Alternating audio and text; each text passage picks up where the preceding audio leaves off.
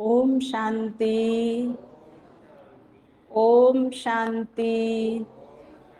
Good morning.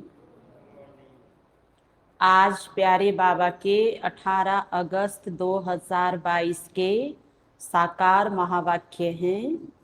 बाबा ने कहा, मीठे बच्चे, तुम हो रूहानी सर्जन और प्रोफेसर। तुम्हें हॉस्पिटल कम यूनिवर्सिटी खोल अनेकों का कल्याण करना है।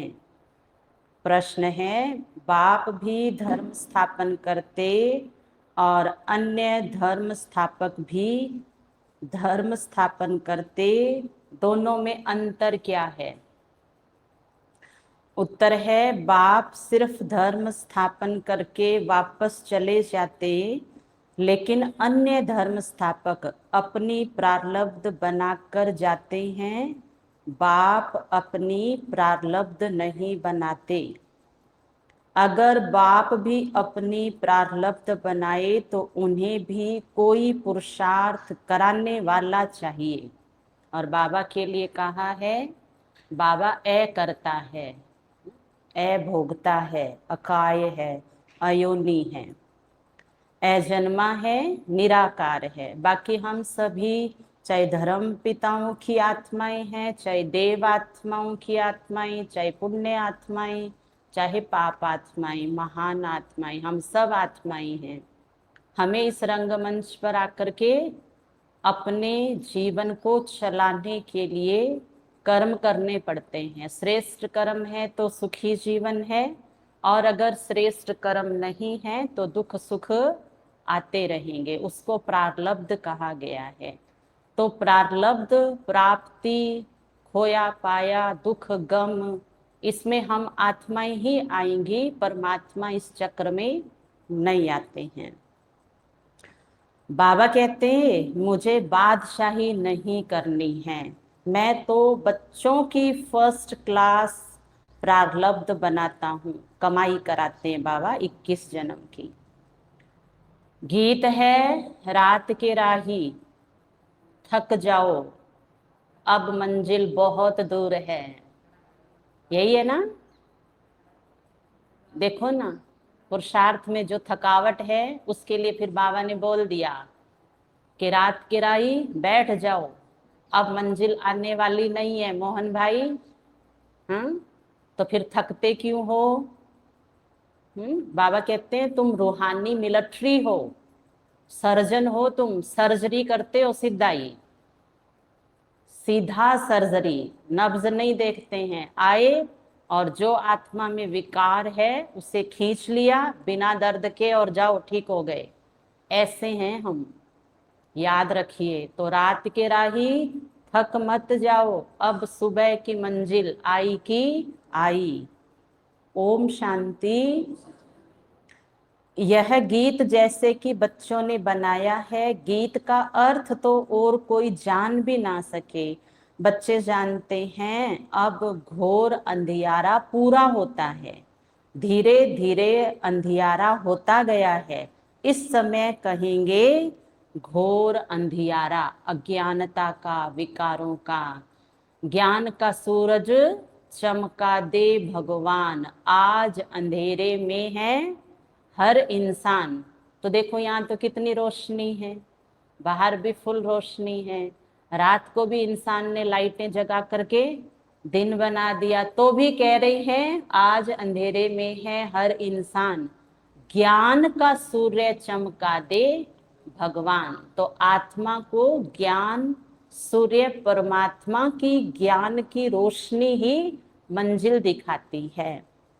अभी तुम राही बने हो सोजरे में जाने लिए अथवा शांति धाम पियर घर जाने लिए। वह है पावन पियर घर और यह है पतित पियर घर। आजकल तो बोलते भी है ना, कहीं चले जाओ सुख तो है ही नहीं। पियर 2 दिन के लिए जाते हैं, एक दिन में लौट आते हैं। देखो सुख है ही नहीं कहीं भी। तो बाबा भी यही कह रहे हैं कि तुम यहाँ सुख ढूंढ रहे हो ना, वो सुख तुम्हें यहाँ नहीं मिलेगा। तुम अंदर जाओ, तुम्हारे अंदर से जब तपस्या होगी तो तुम जहां हो वहां मुझ सुख के सागर में डूबे हुए रहोगे, वही सुख है, सागर में समाना है। प्रजापिता में जो पीयू बैठा है उनको तुम बाप कहते हो, वह तुमको पवित्र बनाकर अपने घर ले जाते हैं। पिता वह भी है, पिता यह भी है। वह है निराकार, बिना कार वाला, शरीर की कार, निराकार को नहीं। और ये है प्रजापिता ब्रह्मा साकार, अर्थात शरीर का आकार कार दोनों है। बच्चे कहने वाला सिवाय बेहद के बाप के और कोई हो ना सके। बाप ही कहते हैं क्योंकि बच्चों को साथ घर ले जाना है। पवित्र बनाया और नॉलेज दी। बच्चे समझते हैं इस हिसाब से पवित्र तो जरूर बनना है, बाप को याद करना है और सारे सृष्टि चक्र को याद करना है।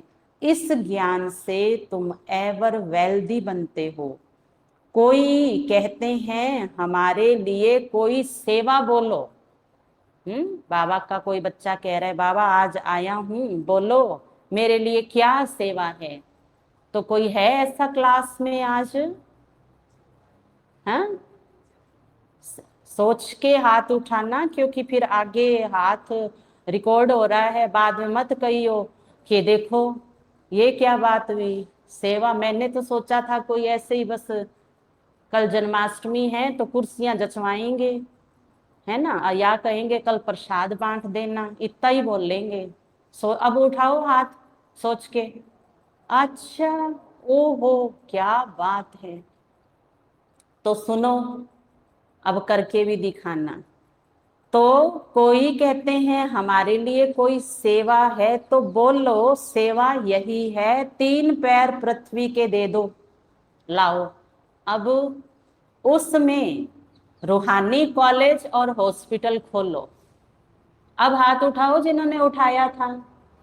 एक, हाँ, क्या देखा देखा देखा, ओ हो, क्या बात है। और वो विमला माता जी तो आपके बैठे भी नहीं है, पीछे से हाथ उठाते हुए आ रहे हैं, वाह वाह।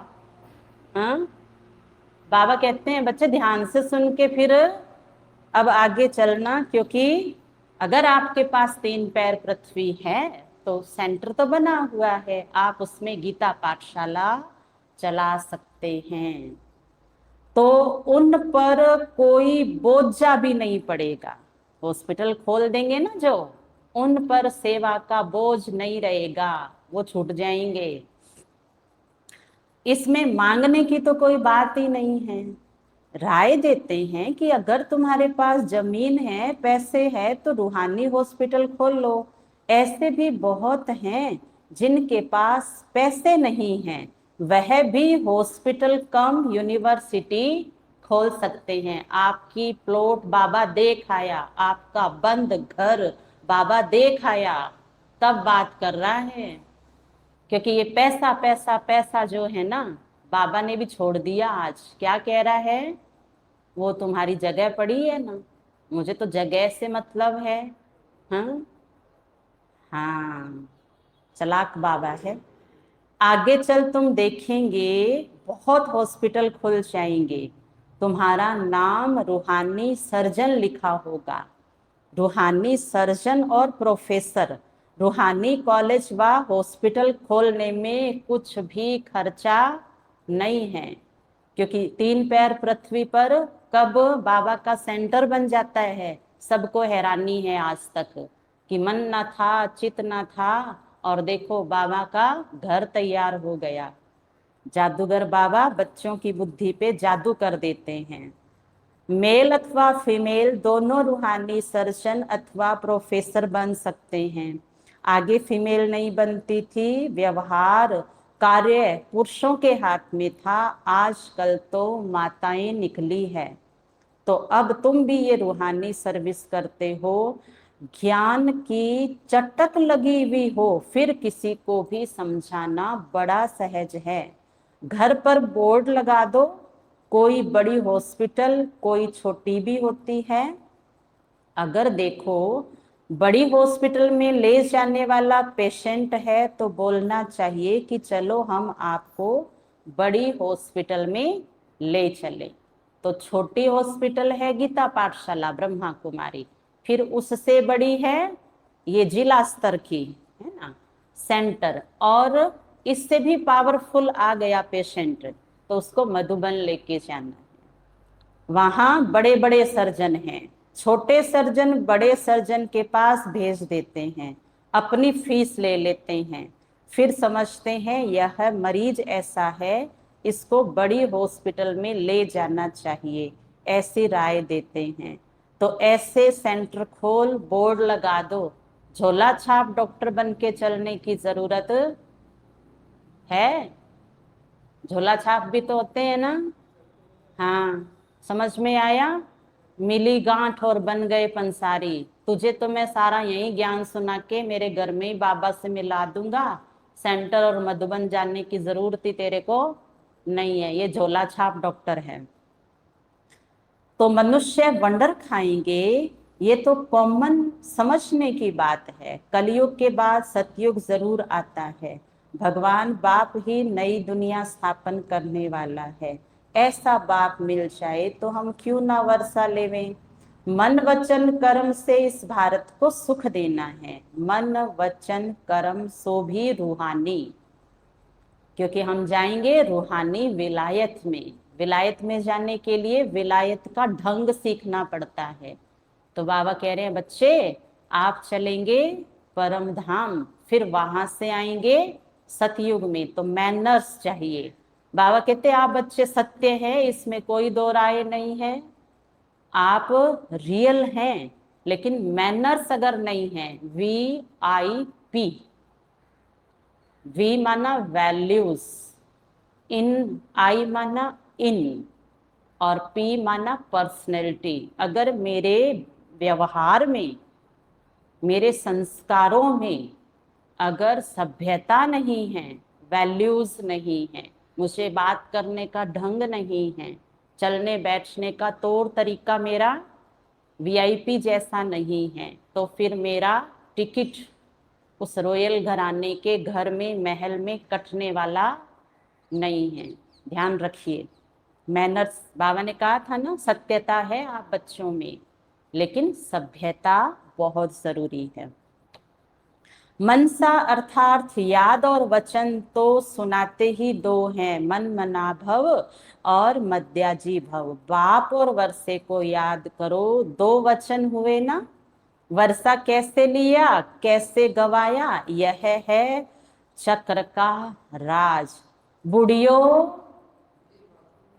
देखो सब नहीं बोले, जोर से बोलो।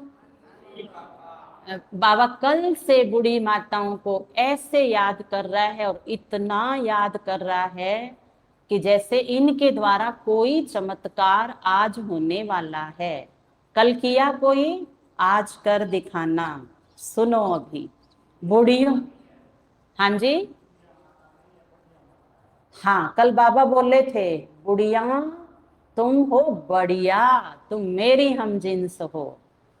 तो बुढ़ियों को भी शौक होना चाहिए, बोलना चाहिए ब्राह्मणी को, हमको सिखलाओ, हमें भी तो सिखलाओ।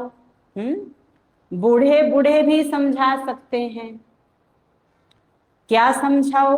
और जो कोई विद्वान पंडित आदि नहीं समझा सकते, तब तो नाम बाला करेंगे। अभी हमारे मोहन काका है, अगर एक पंडित को जाके बोल देवे ना कि मैं मन मना भव रहता हूँ, मैं मद्याजी भव में टिकता हूँ और परम धाम में रहता हूँ, वो चक्कर खा के गिर जाएगा। क्योंकि इन इन दो तीन शब्दों से ऊंचा धरती पर और कोई ज्ञान है ही नहीं। तो ये काम तो मोहन काका ही करके दिखाएंगे यहाँ। बाकी भाई तो अपने रीति कर रहे हैं सेवा, कोई बड़ी बात नहीं है। लेकिन बाबा ने संडे को पूछा था, बच्चे तुम कहाँ रहते हो? तो मोहन काका ने जवाब दिया था, मैं कहाँ रहता हूँ?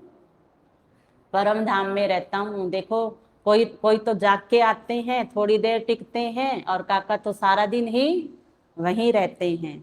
है किसी में हिम्मत ये शब्द बोलने की? बच्चे तो कह रहे थे दिल में रहते हो बाबा, और इन्होंने कहा मैं तो परम धाम में रहता हूँ। तो चित्र भी बहुत सहज है, कोई की तकदीर में नहीं है तो पुरुषार्थ करते नहीं हैं। सिर्फ ऐसा नहीं समझना है कि मैं बाबा की हो गई, वह तो आत्माएं बाप की है ही, आत्माओं का बाप परमात्मा है, ये तो सेकंड की बात है। परंतु उनसे वर्षा कैसे मिलता है, वह कब आते हैं, यह समझाना है। आएंगे भी संगम पर। जब आप एंटर करते हो सेंटर में तो चित्र देखा है ना कृष्ण का, क्या नवीनता है उस चित्र के अंदर? चित्र में चरित्र होता है, चित्र में ही सब कुछ होता है। आप चित्र देख लो, एक चित्र 1 घंटा लगातार, आपकी बुद्धि सब कुछ बोलने लग जाएगी। कहाँ है कृष्ण? वो सतयुग, सतयुग को नहीं, बाहर जो एंटर किया था ना, वो ना तो कलयुग के अंदर है और ना ही वो सतयुग में है। तो कहाँ है? वो संगम पर है, क्योंकि उसका आधा समय कहाँ होता है पुरुषार्थ का?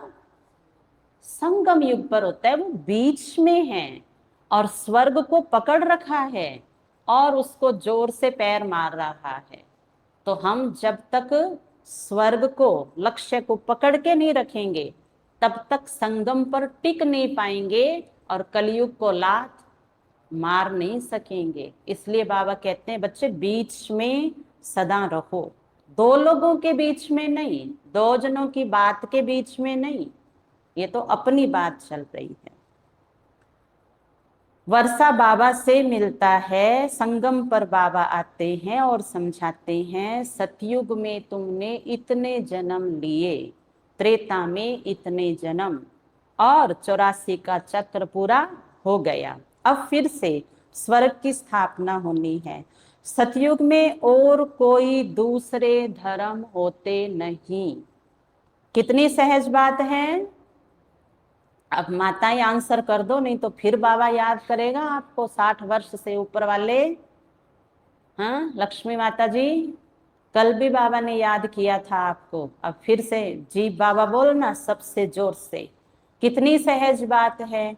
दूसरे को समझाने से खुशी बहुत होगी, तंदुरुस्त हो जाएंगे, क्योंकि आशीर्वाद मिलती है ना। बुढ़ियों, आया ही नहीं आवाज,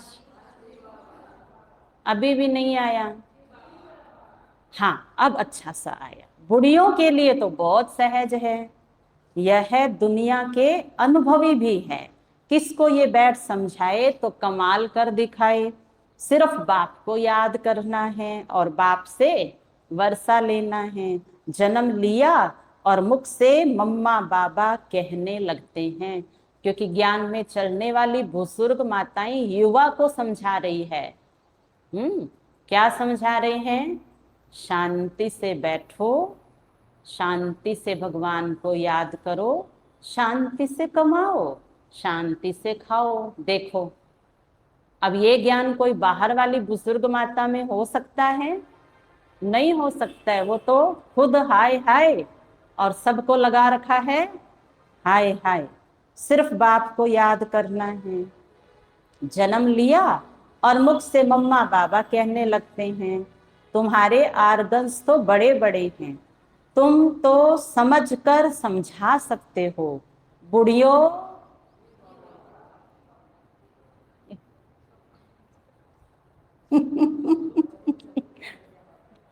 बड़ा प्यार है बाबा को बूढ़ी माताओं से। बुढ़ियों को बहुत शौक होना चाहिए कि हम तो बाबा का नाम बाला करें, और बहुत मीठा बनना चाहिए। मोह ममत्व निकल जाना चाहिए। मरना तो है ही, बाकी 2-4 रोज जीना है, तो क्यों ना हम एक से ही बुद्धि योग रखें। मेरा तो एक शिव बाबा, दूसरा ना कोई। जो भी समय मिले बाप की याद में रहें और सब तरफ से ममत्व मिटा देवें। 60 वर्ष के जब होते हैं तो वानप्रस्थ लेते हैं। वह तो बहुत अच्छा समझा सकते हैं। नॉलेज धारण कर फिर दूसरों का भी कल्याण करना चाहिए। अच्छे अच्छे घर की बच्चियां ऐसा पुरुषार्थ कर और घर घर में जाके समझाए तो कितना नामाचार निकले। पुरुषार्थ कर सीखना चाहिए, शौक रखना चाहिए। और ज्यादा कुछ नहीं आता तो अपने घर में 2 मोहल्ले की महिलाओं को बिठाकर मुरली सुनाओ, और मुरली में उनको वो बात बताओ जो उनके लायक है। जो उनको अभी नहीं बतानी है उनको छोड़ के आगे की मुरली सुनाओ, तो क्या होगा, आपकी सेवा चालू हो जाएगी। कभी भी किसी की नकल करके नहीं चलना कि मुझे परफेक्ट नहीं सुनाना आता, मुझे सेंटर जैसा नहीं सुनाना आता, मुझे आपको पढ़नी है। बाबा कहते हैं मैं आपकी ब्रिकुटी में बैठ करके अगले का कल्याण अपने आप ही कर दूंगा। तो शौक में तो यही होता है कि भाई आज और कल में मैंने मेरे घर चालू कर देना है। ये नॉलेज बड़ी वंडरफुल है। बोलो देखो कलयुग अब पूरा होता है। अब यहाँ से पढ़ के सुना दिया आपने, अगले को पूरा समझ आ गया कि ये माता तो सही बोल रही है, कलयुग जाएगा। अब आपने तो पढ़ाई है और उसने सारा समझ लिया। हर एक आत्मा अब एकदम ज्ञान की दवाई खाने के लिए तैयार हो चुकी है। वो ये नहीं कहेंगे क्यों, क्या, कैसे, कब, सब कहेंगे बहुत अच्छा। सबका मौत सामने खड़ा है। कलयुग के अंत में ही बाप आकर स्वर्ग का वर्षा देते हैं। कृष्ण को तो बाप नहीं कहेंगे, वह तो छोटा बच्चा है। और कल हमारे सामने यहाँ कई कृष्ण बैठने वाले हैं, उसके दाढ़ी मूछ बुढ़ापा कुछ भी नहीं होगा। नन्हे नन्हे बच्चे कल आएंगे। क्या वो कृष्ण को हम बाबा बाबा बोल सकते हैं? नहीं बोल सकते, वो तो छोटा बच्चा है। हम तो शिव को कहेंगे जिसको अपना शव नहीं है, जो सबका परम पिता है। उनको सतयुग का राज्य कैसे मिला? कृष्ण को जरूर पिछले जन्म में ऐसे कर्म किए हैं। तुम समझा सकते हो कि बरोबर इन्होंने पुरुषार्थ से ये प्रारब्ध बनाई है। कलयुग में कृष्ण ने साधारण रूप में पुरुषार्थ किया और सतयुग में ये सुख पाया। वहां तो पुरुषार्थ कराने वाला सतयुग में कोई नहीं होता। सुख में सिमरण कोई ना करे। सतयुग त्रेता की इतनी जो प्रारब्ध मिली है, जरूर ऊंचते ऊंच बाप मिला है जो ही गोल्डन सिल्वर एज का मालिक बनाते हैं और कोई बना ना सके। ऊपर वाला देता है, छप्पर फाड़ के देता है। और इस दुनिया वाले मांगने से भी दे देंगे मोहन भाई?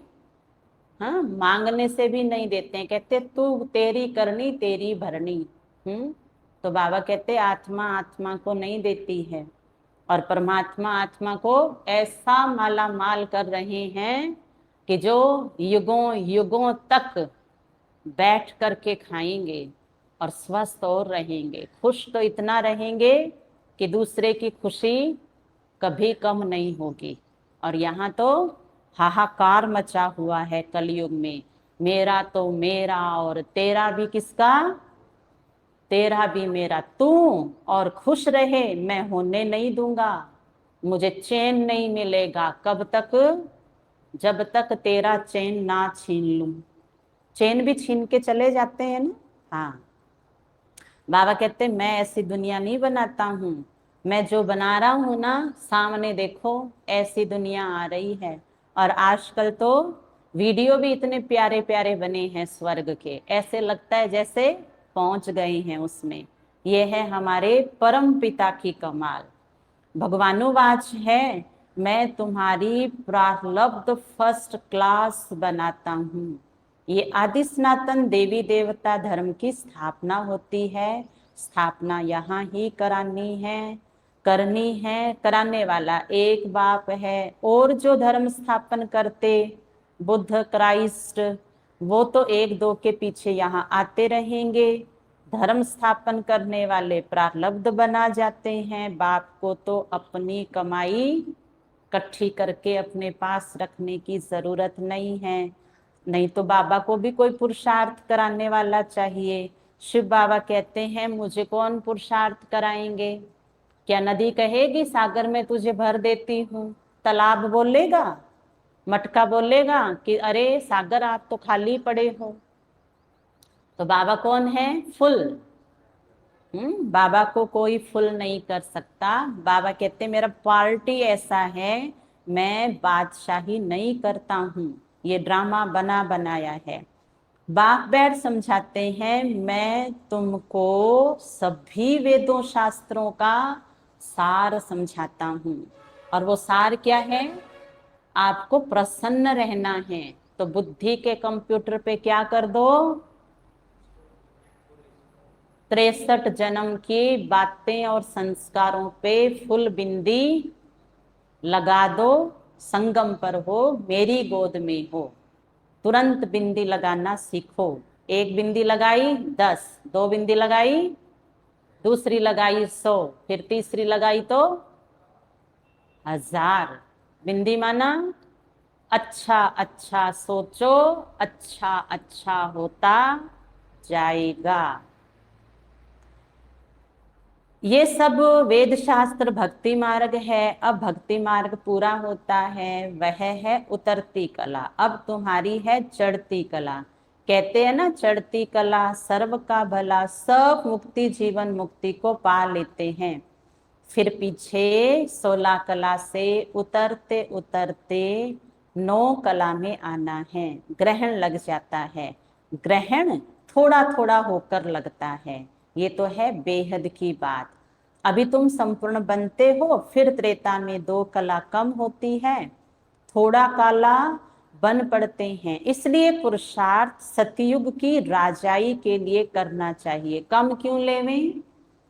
है ना, इसमें रीस होनी चाहिए। रेस भी नहीं, रीस कि मुझे सबसे ज्यादा लेना है। आपने कभी बोला है बाबा को कि बाबा मैं सब में सबसे ज्यादा प्यार मैं आपको करती हूँ? किस दिन बोला? इन सब में। इन माना बहुत इन है, यहाँ लाखों करोड़ों आत्माएं हैं। बाबा बाबा कहती है क्या मैं उन सब से अनन्य हूं? कह सकते हैं हम हुज्जत से। कितने हैं हम? अब करोड़ों में हैं देवता बनने वाले। मुरली ऐसे चल रही है, लोग कब की सुन करके काम पर चले गए हैं, कर्म योग कर रहे हैं। कभी ऐसे रीस करी है?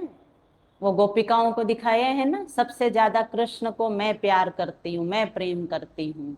क्या कभी बाबा को प्रेम करने में रीस की है? या हाय हाय हाय, ये ठीक नहीं, वो ठीक नहीं। बाबा कहते तुम ही ठीक नहीं।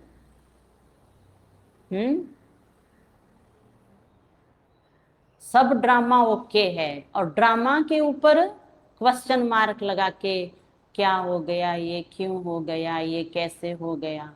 बाबा कहते मेरी नजर इन बच्चों पर रहती नहीं है जो सारा दिन करेंगे करेंगे। एक तो ये गे गे का गीत गाते हैं, और दूसरा क्या, क्यों, कैसे, ऐसे वैसे। बाबा कहते मैं नहीं आता हूं तुम्हारे पास। कभी भी दो प्रेम की बात नहीं है। कोई बात नहीं बाबा। कभी बोला है ऐसे? याद आ रहा है? कोई बात नहीं बाबा, सब ठीक हो जाएगा, ऐसे बोला है? कोई मन चित आती है ऐसी बातें?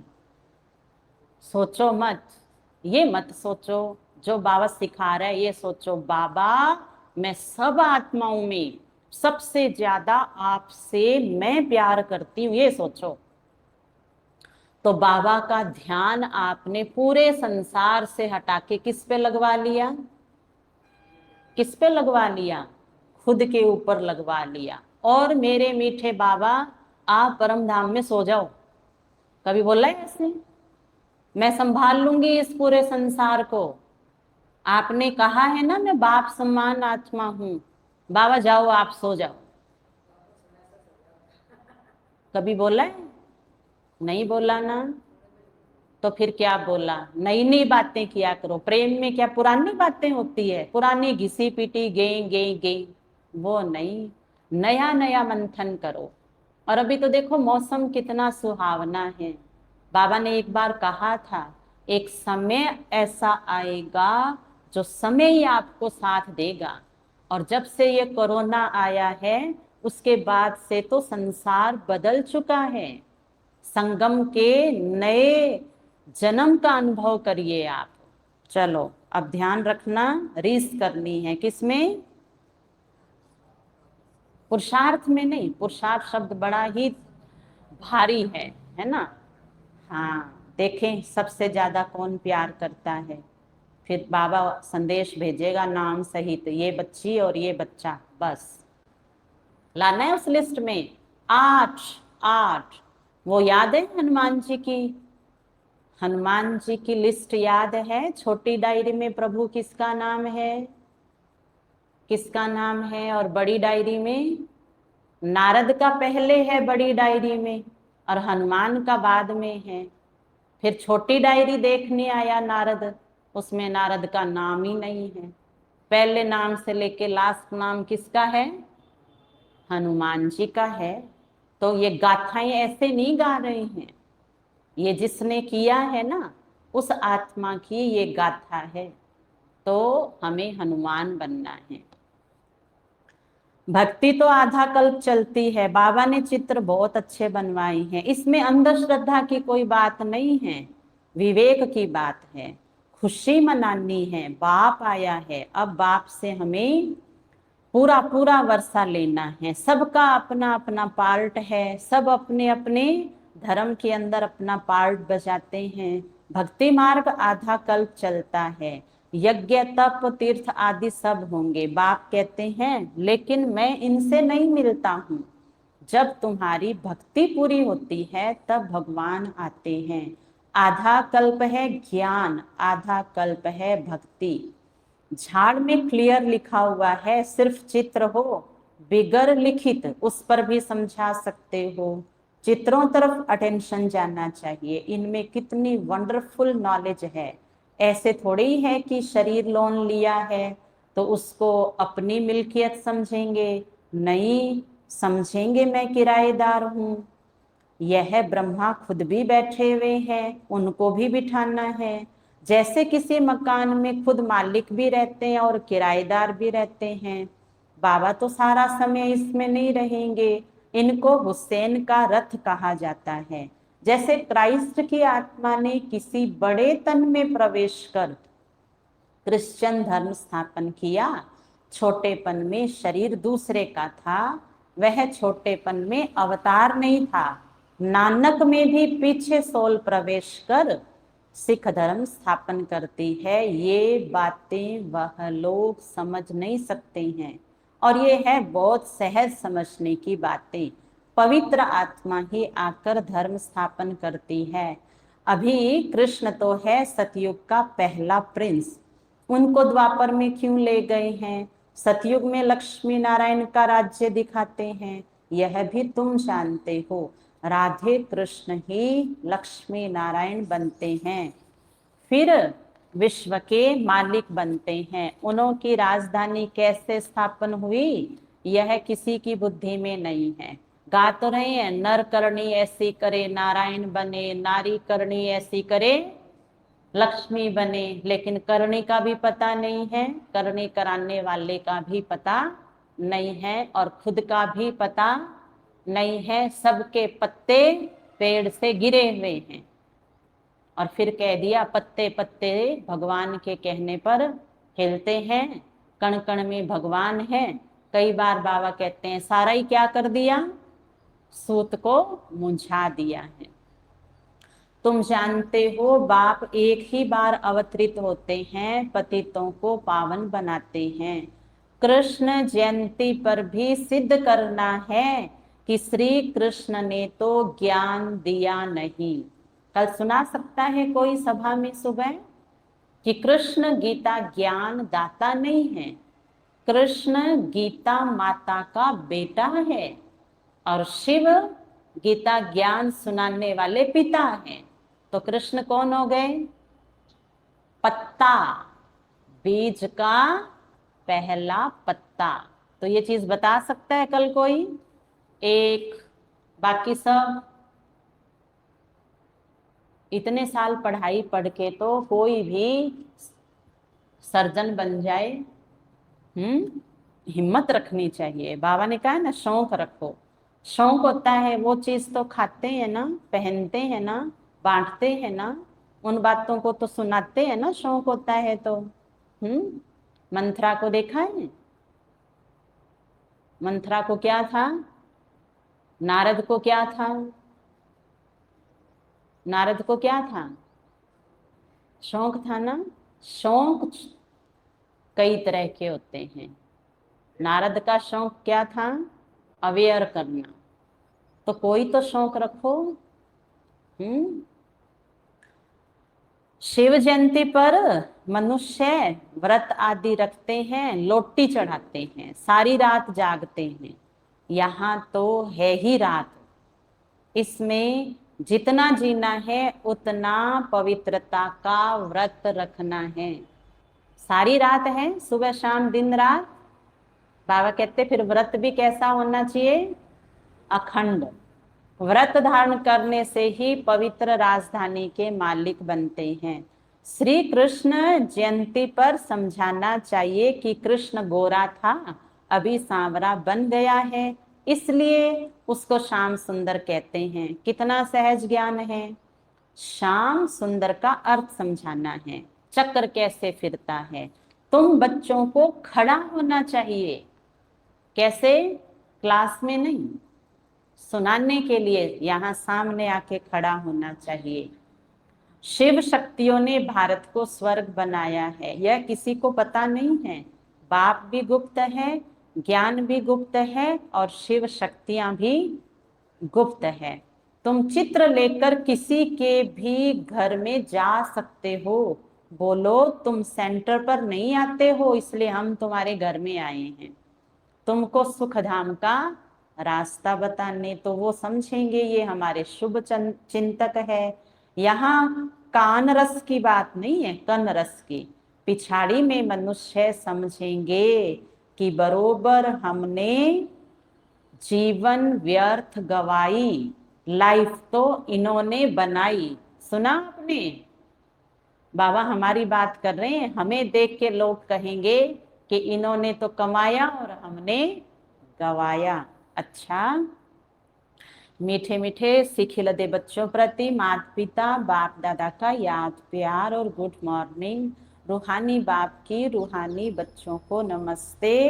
हम रूहानी बच्चों की रूहानी बाप दादा को याद प्यार गुड मॉर्निंग नमस्ते नमस्ते नमस्ते।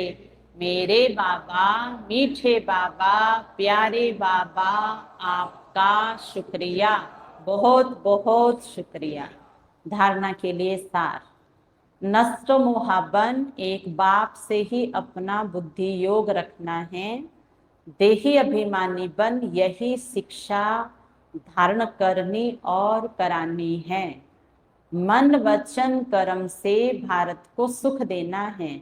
मुख से हर एक को ज्ञान के दो वचन सुनाकर उनका कल्याण करना है। शुभ चिंतक बन, सबको शांति धाम सुख धाम का रास्ता बताना है। वरदान।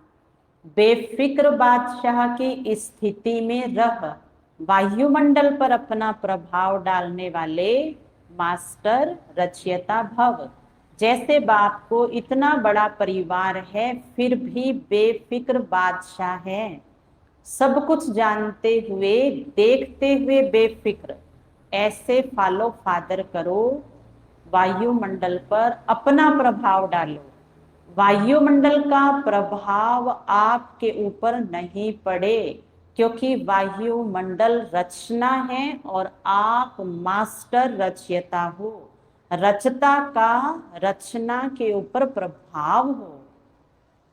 कोई भी बात आवे तो याद करो कि मैं विजयी आत्मा हूं। इससे सदा बेफिक्र रहेंगे, घबराएंगे नहीं। तो बेफिक्र बादशाह बनने के लिए बाबा ने आज कौन सी ड्रेस पहनने के लिए दी है? जिस स्वमान की ड्रेस का नाम है मैं विजयी आत्मा हूं। अब इसको बार बार घोटते जाइए जब तक कि वो बेफिक्र आप नहीं हो जाएं, तब देखना कमाल आप। स्लोगन है, प्रसन्नता की छाया द्वारा शीतलता का अनुभव करो तो निर्मल और निर्माण रहेंगे। अच्छा, ओम शांति।